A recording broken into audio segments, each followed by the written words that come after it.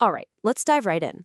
Today, we're going to tackle a huge question, thanks to an ancient philosopher who basically challenges the one thing we all think we know for sure, who we are. So let me ask you something, and I mean really ask you. Who are you? Like, for real. Is it the voice chattering away in your head? Is it that person you see in the mirror every morning?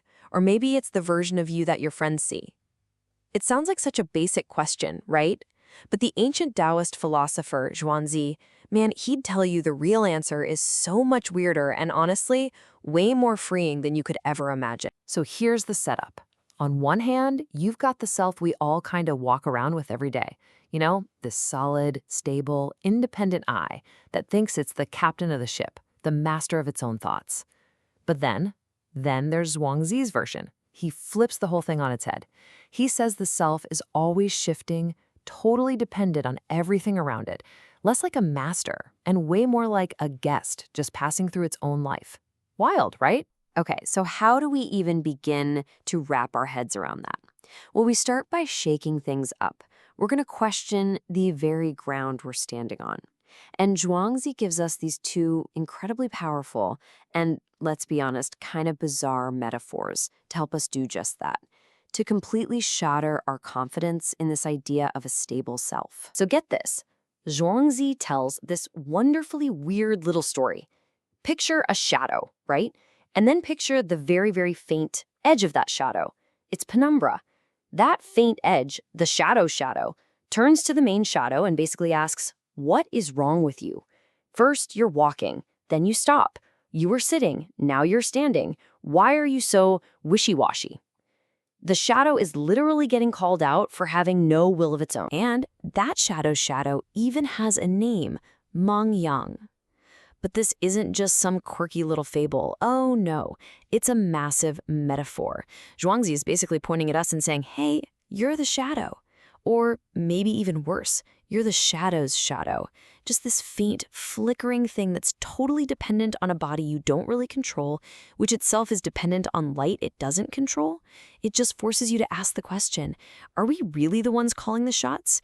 Or are we just reacting to a whole bunch of strings being pulled that we can't even see? And that thought process leads us right into Zhuangzi's most famous, most mind-bending paradox. He tells us about a dream he had. In the dream, he's a butterfly, just fluttering around, totally content, with zero idea that he was ever a man named Zhuangzi. He was just butterfly. Then, bam, he wakes up, and he's himself again, solidly Zhuangzi. But here's the kicker. He has to ask himself, wait a minute, am I a man who just dreamed he was a butterfly? Or am I a butterfly, right now, dreaming that I'm a man? And with that one question, the solid line between reality and illusion, between one self and another, just completely dissolves. This whole experience has a name, Mulwa, which means the transformation of things. And this, right here, is the absolute core of Zhuangzi's idea. See, he doesn't really care about finding out which one is the real self, the man or the butterfly. That's not the point. The whole point of the story is that you're both, and you're neither. We are these beings in constant transformation. We contain multitudes, and trying to nail down one's single, authentic self, it's just a waste of time. Okay, so if the self isn't this solid thing we thought it was, what are we supposed to do with that information? Well, Zhuangzi doesn't just drop this bombshell and walk away. He actually gives us some practical, though, yeah, pretty radical methods for taking apart that rigid self we've spent our lives building. This is where the philosophy becomes a practice. So the first method is called xinzhai, or mind fasting. And it's exactly what it sounds like, a process of emptying yourself out. It happens in 3 steps. First, you tune out your ears. You stop listening with your physical senses. Then you go a level deeper.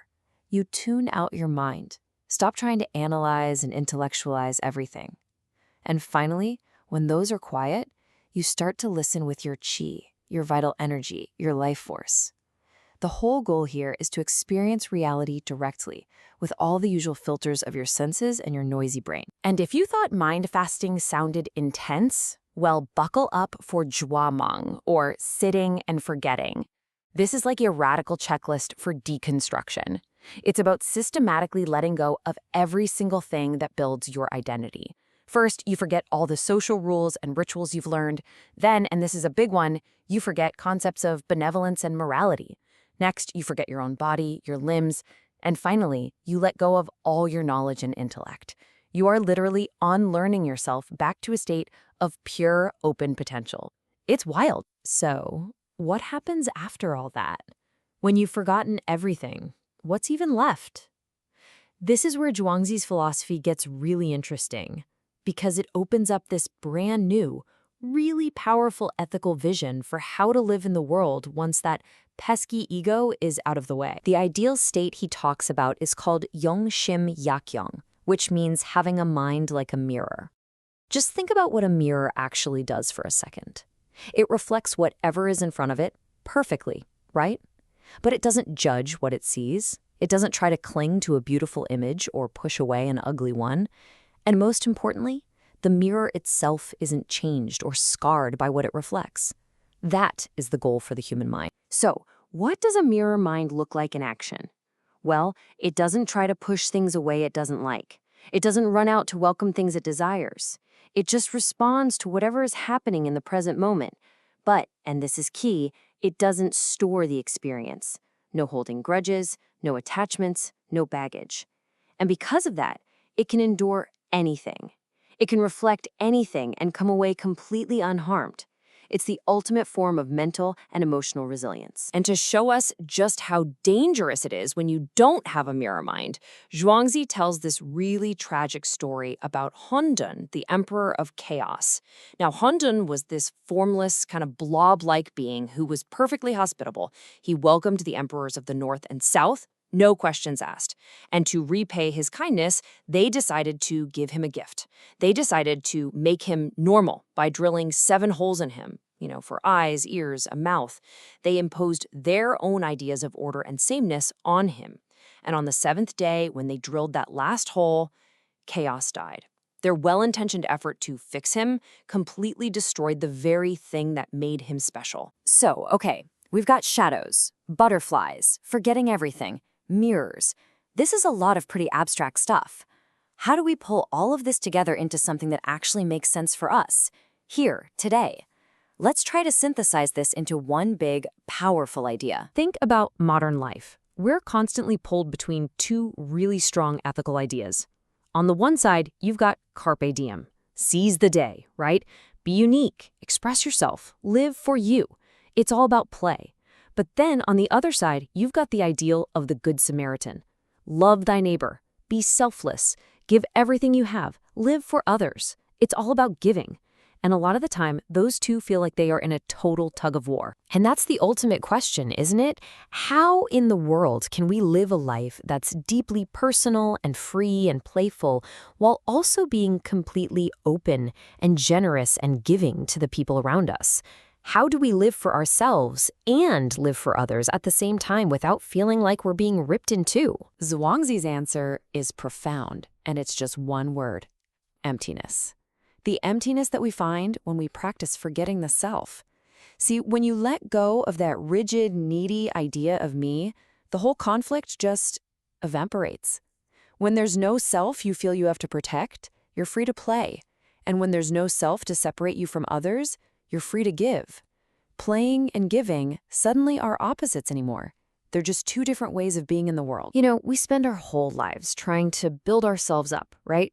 To get a better job title, to have a cooler identity, to become something. Zhuangzi flips the script entirely. He asks us to do the opposite, to unlearn, to empty out, to forget. And so he leaves us with this incredible, provocative question to chew on. What new, amazing, unimaginable possibilities might open up for you if you just dared to let go of the self you think you know? What could you become?